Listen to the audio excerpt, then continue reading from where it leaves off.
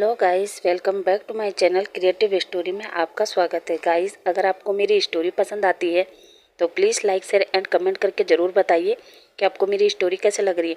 और जो भी मेरे चैनल पर नए आ रहे हैं प्लीज़ मेरे चैनल को सब्सक्राइब करें। Thank you. अब हम अपनी कहानी पर आगे बढ़ते हैं। अभी तक हमने देखा विंग देखता है कि वांग जी के फेस पर चोट लगी है। वो एकदम से खड़ा होता है और वांग जी की तरफ पलट कर कहता है, ये आपके फेस पर क्या हुआ और ये चोट यहाँ पर कैसे लगी? या आपने किसी से फाइट की है? अब आगे वांग जी कहता है, कुछ नहीं, सब ठीक है विंग। विंग कहता है, नहीं, ये चोट दिखने से ऐसे लग रही है कि किसी ने आपको पंच मारा है। बताइए किसने मारा है? वांग जी कहता है, शुयान ने। विंग ये सुनकर हैरान हो जाता है और तेज से कहता है, क्या? पर क्यों? वो तो आपके फ्रेंड है ना?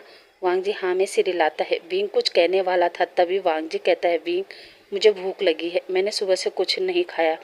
विंग कहता है, क्यों? वांग जी कहता है, वो सुबह घर आने के बाद पता चला कि शुयान चला गया है तो उससे मिलने चला गया और वहाँ से आने के बाद मैं सो गया। विंग कहता है, आप रेडी होकर आइए, मैं आपके लिए कुछ बनाता हूँ। इतना कहकर वो कमरे से बाहर आ जाता है।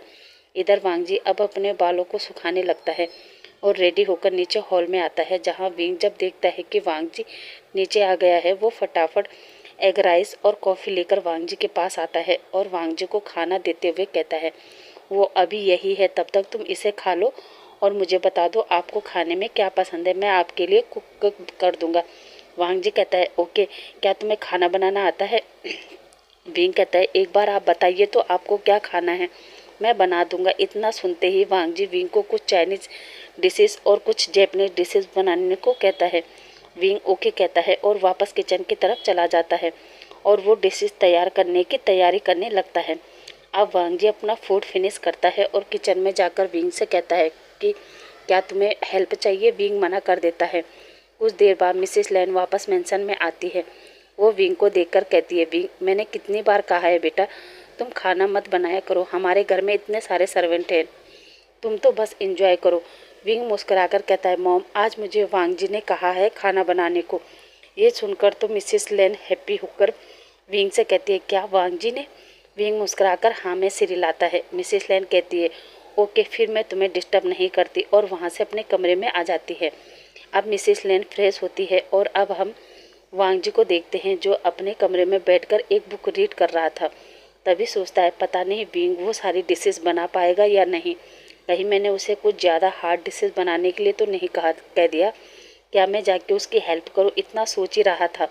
तभी विंग कमरे में आता है और वांग जी उसे देखकर कहता है, विंग क्या तुमने सारा फूड प्रिपेयर कर दिया? विंग हाँ में जवाब देता है और कहता है, हाँ वांग जी, क्या तुम टेस्ट करना चाहते हो? वांग जी हाँ में सिर हिलाता है। विंग कहता है, ठीक है चलते हैं, पर 2 मिनट में सावल लेकर आता हूँ। वांग जी कहता है, क्या? विंग अभी कुछ देर पहले ही तो तुमने सावल लिया था। विंग कहता है, हाँ वांग जी लिया था, मगर अब देखो मैं पूरा स्वेटी हो रखा हूँ और मुझसे मसालों की भी महक आ रही है, इसलिए मैं अभी 2 मिनट में आया। इतना कहकर वो अपने कपड़े लेता है और वापस सावल लेने चला जाता है। वांग जी बाहर ही उसका इंतज़ार कर रहा था। कुछ देर बाद विंग बाहर आता है और फिर वांग जी के साथ नीचे चला जाता है, जहाँ मिसेस लेन और कुरेन डाइनिंग टेबल पर बैठे थे और अपने बच्चों का इंतज़ार कर रहे थे। तभी सिचेन भी नीचे आता है और सबके साथ बैठकर जैसे ही वो बाउल का ढक्कन ओपन करता है तो उस खाने की महक से वो जान जाता है कि आज का खाना विंग ने बनाया है। वो विंग की तरफ देखकर कहता है, वाओ विंग, मुझे नहीं पता था कि तुम्हें चाइनीज डिशेज बनाना भी आता है। ये देखकर वांग जी अपने गगा से कहता है, गगा आपको कैसे पता कि आज का खाना विंग ने बनाया है? सिचेन कहता है, क्योंकि मैं उसके खाने की महक को अच्छे से जानता हूँ। यह सुनकर विंग और सभी घर वालों के फेस पर एक स्माइल थी, मगर वांग जी थोड़ा सा सैड हो जाता है, क्योंकि वो ये देखकर हैरान था कि उसके घर वालों को विंग के बारे में सब अच्छे से पता है, मगर केवल वो ही विंग को अच्छे से नहीं जानता। अब सब लोग डिनर करते हैं। वांग जी अभी भी सैड था। अब सब लोग डिनर करके अपने कमरे में आ जाते हैं, जहाँ विंग वांग जी को नोटिस करता है कि वांग जी सैड है। वो वांग जी के पास बेड पर बैठते हुए कहता है, वांग जी क्या हुआ, तुम सैड क्यों लग रहे हो? वांग जी कहता है, विंग आज जब गगा ने तुम्हारे खाने की महक से ही बता दिया था कि ये खाना तुमने बनाया है, उस समय मुझे ऐसा लगा कि मेरे घर वाले तुम्हें मुझसे भी अच्छे से जानते हैं और एक मैं हूँ जिसे तुम्हारे बारे में ज़्यादा कुछ भी पता नहीं है। विंग कहता है, तो क्या तुम इस वजह से सैड हो? वांग जी हाँ में सिर हिलाता है। अब विंग वांग जी के शोल्डर पर अपना सिर रखकर कहता है, वांग जी वो लोग तुमसे पहले से मुझे जानते हैं, उन्होंने मुझे समझा है, इसलिए वो मेरे बारे में हर चीज़ जानते हैं। क्योंकि जब से हमारी मैरिज हुई है तब से लेकर अब तक वो लोग ही सबसे ज़्यादा मेरे साथ रहे हैं। और तुम तो अभी अभी मुझे जान रहे हो और मुझे पता है तुम मुझे कुछ टाइम बाद बहुत अच्छे से जान जाओगे। जिस पर वांग जी कहता है, पर भी मेरे पास इतना टाइम नहीं है।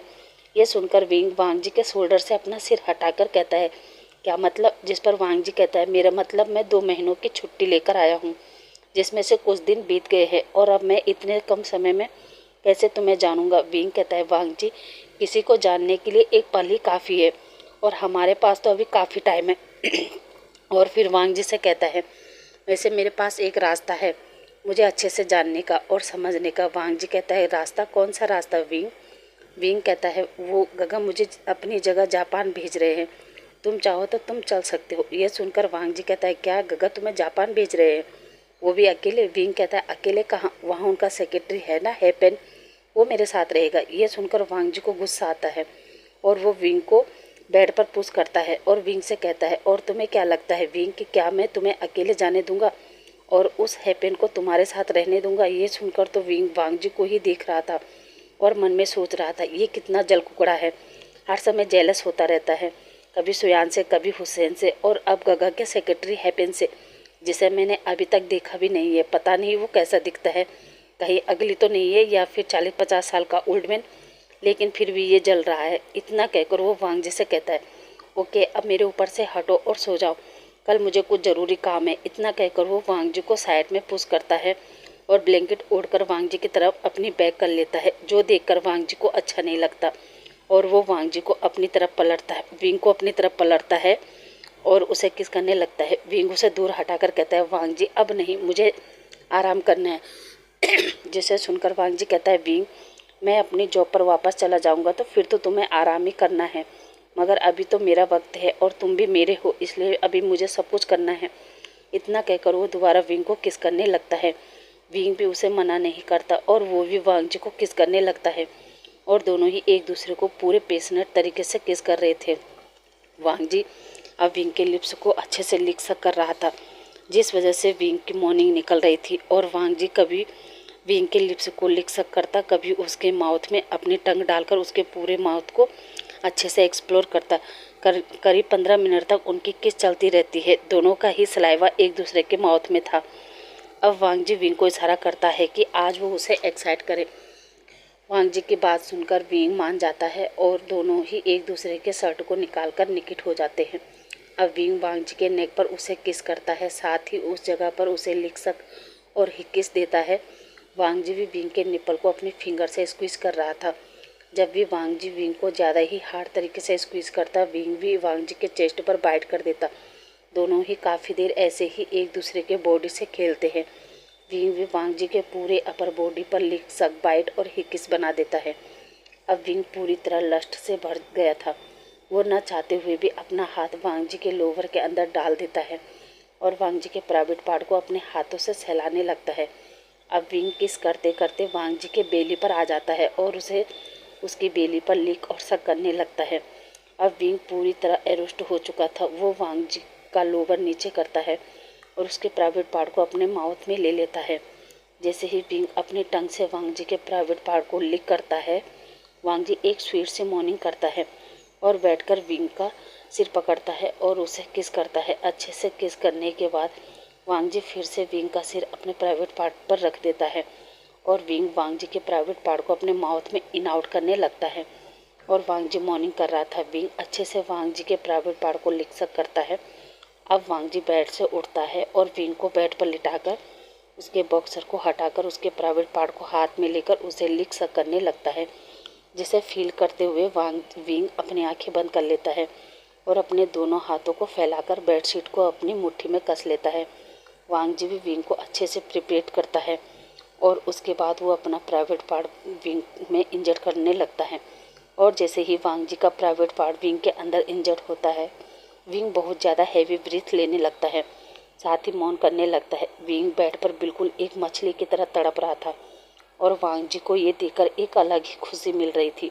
वांग जी अपने प्राइवेट पार्ट को विंग के अंदर इन आउट कर रहा था, साथ ही विंग को अपने हाथों से स्क्वीज और किस कर रहा था। वांग जी विंग के साथ हर तरीके से हर पोजीशन में इंटीमेट होता है और एक हॉट पैशनेट नाइट स्पेंड करता है। अब वांग जी करीब 3-4 बार विंग के अंदर ही रिलीज हो जाता है। अब विंग काफ़ी थक गया था तो वो वांग जी से रुकने को कहता है, मगर वांग जी अभी भी विंग के साथ इंटीमेट होता है और 3-4 राउंड के बाद वांग जी विंग को छोड़ता है और फिर विंग को क्लीन करता है और खुद भी क्लीन होकर विंग को कडल करके सो जाता है। अब अगली मॉर्निंग दोपहर के 12 बज चुके थे, मगर विंग और वांग जी अभी भी सोए थे। इधर नीचे मिसिस लेन हॉल में बैठी थी। सीचेन नीचे आता है और अपनी मॉम से कहता है, मॉम आज दोपहर के 12 बज चुके हैं मगर अभी तक विंग और वांग जी नीचे नहीं आए, कहीं उन दोनों की तबीयत तो ख़राब नहीं है ना। मिसिस लेन तो जो समझती थी कि क्या हुआ होगा वो सीचेन से कहती है, नहीं ऐसी बात नहीं है, तुम तो जानते हो ना विंग सुबह 5 बजे उठ जाता है और फिर घर का काम, उसके कॉलेज का काम और यहाँ तक कि आजकल वांग जी के काम भी करके कभी कभी इंसान थक जाता है। इसलिए जब कभी उसे रिलैक्स की नींद आती है तो फिर उसे समय का पता नहीं चलता। और अपने भाई को तो तुम जानते हो, पक्का कल रात को वो देर तक गेम खेल रहा होगा, इसलिए अब जाके वो सोया होगा। सीचेन हाँ में सिर हिलाता है और जाने लगता है। तभी मिसेस लेन कहती है, वैसे सीचेन मुझे एक बात बताओ, तुम्हें लड़की में इंटरेस्ट है या फिर लड़के में।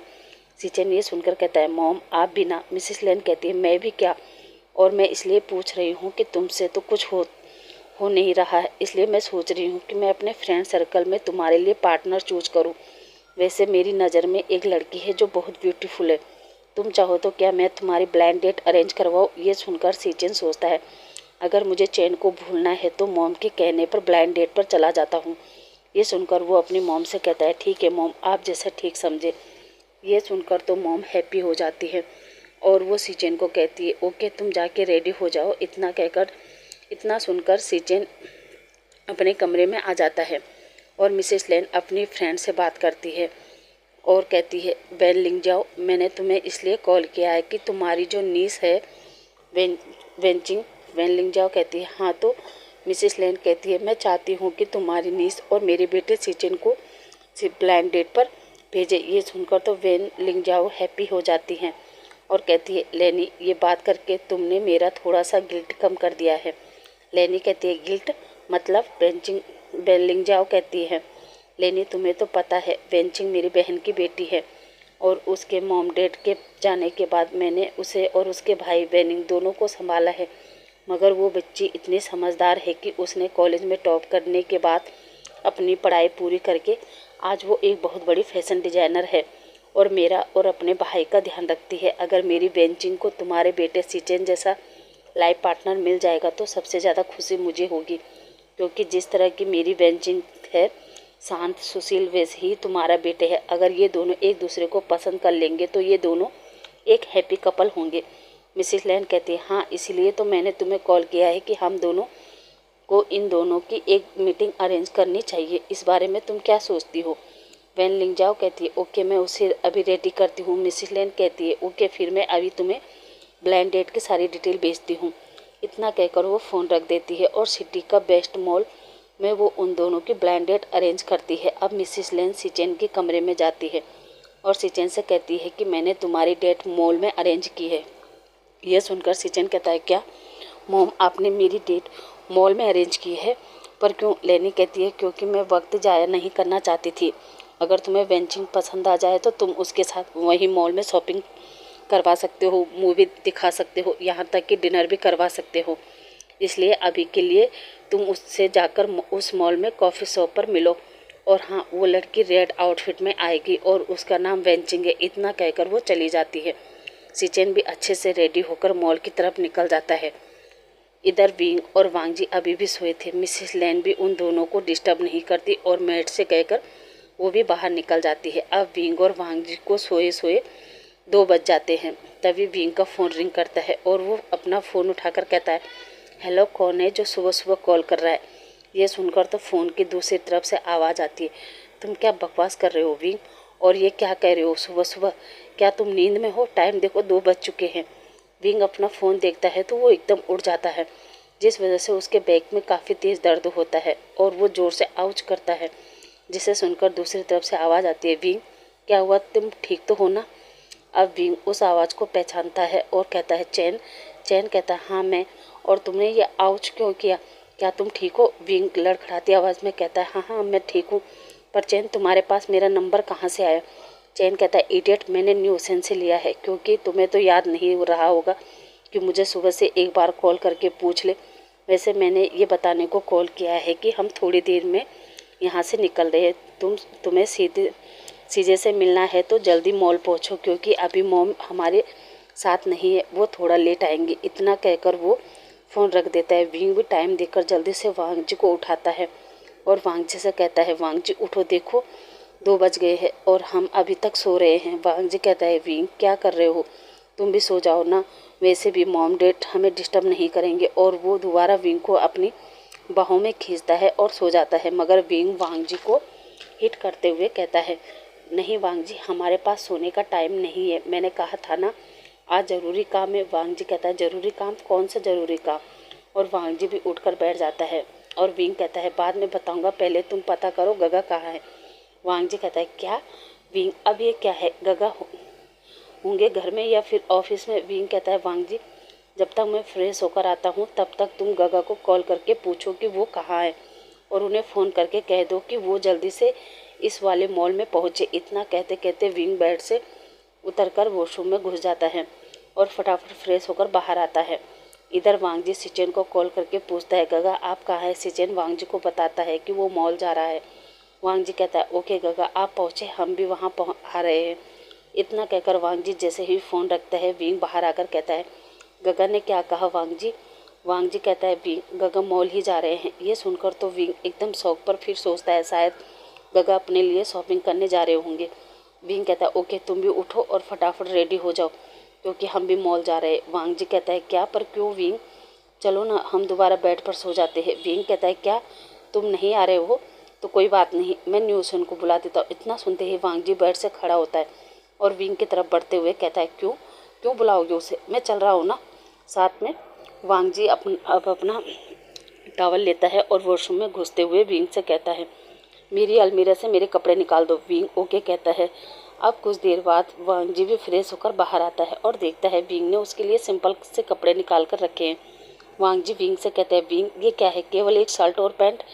विंग कहता है, हाँ तो कौन सा कोई तुम्हें देखने वाला है? वांग जी कहता है, विंग ऐसा मत बोलो, वैसे भी अगर मैं मॉल के अंदर घुस जाऊंगा तो सब लड़कियां मुझे ही ताड़ेंगे। विंग हंसते हुए कहता है, हाँ हाँ, अब मजाक बंद करो और जल्दी से रेडी होकर नीचे आओ, तब तक मैं मॉम से पूछ लेता हूँ कि हम बाहर जा रहे हैं। वांग जी सोचता है, इसने मेरी बात को इग्नोर किया, क्या ये मुझे बहाव नहीं दे रहा है?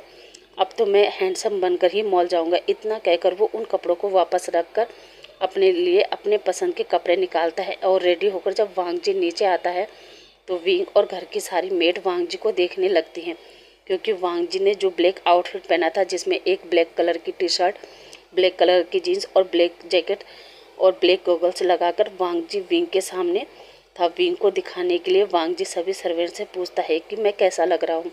सभी सर्वेंट अपनी अपनी तरफ से कॉम्प्लीमेंट देते हैं। विंग सभी सर्वेंट को घूर के देखता है तो सभी चुप हो जाते हैं और अपने अपने काम पर लग जाते हैं।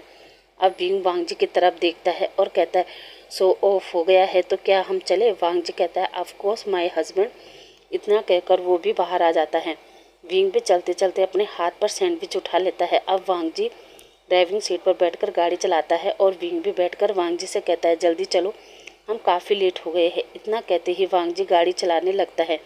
अब वांग जी विंग से पूछता है, वैसे विंग हम मॉल क्यों जा रहे हैं, क्या तुम्हें शॉपिंग करनी है? विंग मना कर देता है। वांग जी कहता है, फिर हम इतनी जल्दबाजी में मॉल क्यों जा रहे हैं? जहाँ विंग वांग जी को बताता है कि वो अपनी सीजे से मिलने जा रहा है और साथ ही गगा के लिए भी। वांग जी कहता है, क्या? सीजे के लिए तो मेरी समझ में आ रहा है, पर गगा के लिए वो मैं समझा नहीं, क्या तुम मुझे समझाओगे? विंग कहता है, हाँ, पर उससे पहले मुझे भूख लगी है। वांग जी कहता है, तो हम पहले रेस्टोरेंट चले? विंग कहता है, नहीं, ब्रेकफास्ट मैं साथ लेकर आया हूँ। और वो सैंडविच निकालता है और वांग जी की तरफ बढ़ाता है। वांग जी भी एक बाइट लेता है और फिर उसी ब्रेड से विंग भी बाइट लेता है और दोनों ही एक सैंडविच को शेयर करके खाते हुए मॉल पहुंच जाते हैं, जहां वांग जी गाड़ी से उतरता है और विंग भी गाड़ी से उतरता है। विंग को अभी भी काफ़ी पेन हो रहा था। वो छोटे छोटे कदम रख रहा था, जो चीज़ वांग जी नोटिस कर लेता है और वो समझ जाता है कि विंग को पेन हो रहा है। वो दोनों फटाफट अंदर जाते हैं, जहाँ विंग सीचेन को कॉल करके कहता है, गगा आप कहाँ हैं? जहाँ सीचेन बताता है कि वो मॉल में है, मॉल में कॉफ़ी शॉप में है। विंग कहता है, ठीक है आप वहीं रहिए, मैं आता हूँ। इतना कहकर वो मॉल में वो कॉफ़ी शॉप ढूंढने लगता है। इधर वांगजी भी मॉल के अंदर मेडिकल शॉप ढूंढ रहा था, क्योंकि उसे विंग के लिए मेडिसिन खरीदनी थी। गाइस आज के लिए बस इतना ही। आई होप आज का पार्ट आपको अच्छा लगा होगा। अब आपसे कल मिलते हैं, तब तक के लिए थैंक यू, बाय बाय।